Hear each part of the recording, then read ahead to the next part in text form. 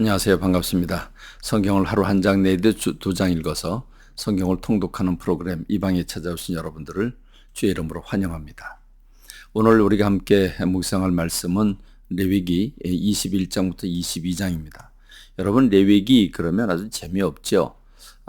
제사의 종류가 나오고 그리고 성결하게 하게 되는 그 규례들이 나오게 되는데, 나온 게 또 나오고 또 나온 게 또 나오고, 이 참 뭐가 계속해서 그 제물에 대한 이름들과 이런 것들이 쏟아져 나와서 여러분들이 레위기를 읽을 때 이게 참 옛날에 이렇게 구약 시대에 이런 제사를 드렸구나 하는 정도로만 넘어가게 됩니다.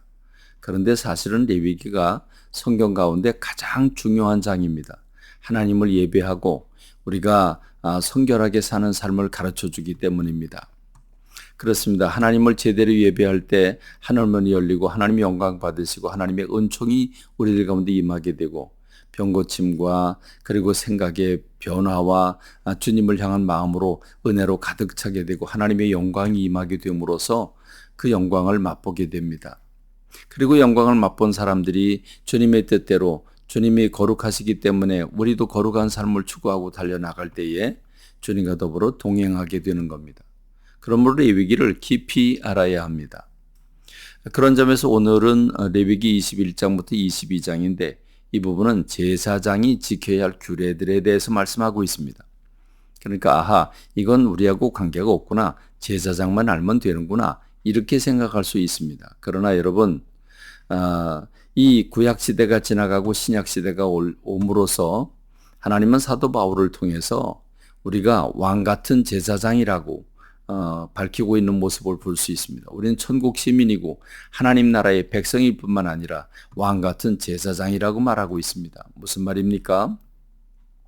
제사장이라고 하는 것은 이스라엘 백성들과 하나님 사이를 연결해 주는 사람입니다. 이스라엘 백성들이 예배를 주님 앞에 올려드리고 또 하나님의 마음을 이스라엘 백성들에게 전달해 주는 역할을 했던 것이 제사장입니다. 그렇다면 오늘 이 시대의 모든 성도들은 만인 제사장입니다. 다시 말하면 세상 모든 사람들을 주님 앞으로 인도하는 중간에 서 있는 제사장 역할을 감당해야 됩니다. 물론 교회 안에는 목회자들이 있어서 또 성도들을 섬기는 목회자의 역할을 감당하기도 하지만, 오늘 우리 성도들 자체가 제사장이라고 하는 사실을, 세상 안 믿는 모든 사람들을 주님의 품으로 인도하는 제사장이라고 하는 사실을 기억해야 할 것입니다. 그렇다고 한다면 오늘 말씀 여러분에게 해당되는 말씀으로 받아야 될 것입니다. 21장에서 첫 번째 다루고 있는 것은, 제사장은 어떤 일이 있어도 죽은 자를 만지지 말아라. 다시 말하면 죽음을 가까이 하지 마라. 죽음을 가까이 하면, 죽음을 만지면 부정하다, 이렇게 말씀하고 있습니다.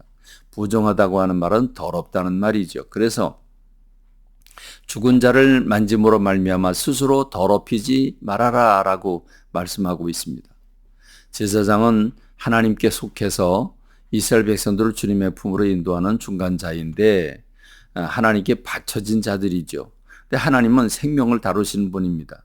근데 죽음이 어떻게 찾아왔습니까? 죄의 결과로 찾아왔습니다. 아담과 하와가 범죄하여 그때부터 인간에게 죽음이 찾아왔습니다. 죽음은 저주로 찾아온 것입니다. 죄의 결과로 찾아왔기 때문에 하나님은 죽음 자체를 싫어하십니다. 그렇습니다. 예수 그리스도를 보내셔서 그 죽음을 이기게 하시고 영원한 생명을 주신 분이 우리 주님 아니십니까? 주님 구약 시대에 죽음을 아주 싫어하셨습니다. 그래서 죽은 자를 만지지 마라, 죽은 동물의 사체를 만지지 마라 말씀하고 계십니다. 생명의 주인을 모시고 있는 제사장들이 지켜야 할 첫 번째 규례가 죽음을 멀리하라, 죽음을 멀리하라고 하는 것입니다. 그렇습니다. 그런 점에서 죽음 때문에 죽음이 찾아옴으로 말미암아 슬픔이 오지요. 내 주변에 가까운 일거친척이나 내 가족들이 죽었을 때 얼마나 여러분 힘들고 아프겠습니까? 그러나 하나님께서 비록 내 주변에 가까운 사람들이 죽었다고 할지라도 그것 때문에 몸에 상처를 내서는 안 된다. 대머리를 만들고 몸에 상처를 내어 슬픔을 표현하고 그리고 몸을 이 몸에 있는 털을 밀고 이런 일들 이런 일들은 그 가나안 땅에서 행해지던 풍습이었는데 그 풍습을 이어받지 말라고 말씀하고 계시는 겁니다. 죽음을 멀리해야 됩니다. 그러나 직계 가족에 한해서는 예외 조항을 두었습니다마는 그럼에도 불구하고 제사장이 그 몸을 해하지 말 것을 말씀하고 있습니다. 하나님이 주신 그 몸을 소중히 여기라고 하는 주님의 마음을 읽을 수가 있습니다. 특별히 이스라엘 백성들은 제사장을 거룩히 여기라고 말하고 있습니다. 여러분 조금 이상하지 않습니까? 거룩히 여겨야 되는 건 한 분 하나님이십니다. 거룩하신 분이기 때문에 그렇습니다. 그러나 제사장은 거룩하지 않습니다. 제사장은 우리와 동일한 사람입니다. 사람은 냄새나는 사람이고 죄 지는 사람입니다. 그런데 어떻게 그를 제사장을 거룩히 여기라고 말할 수 있겠습니까?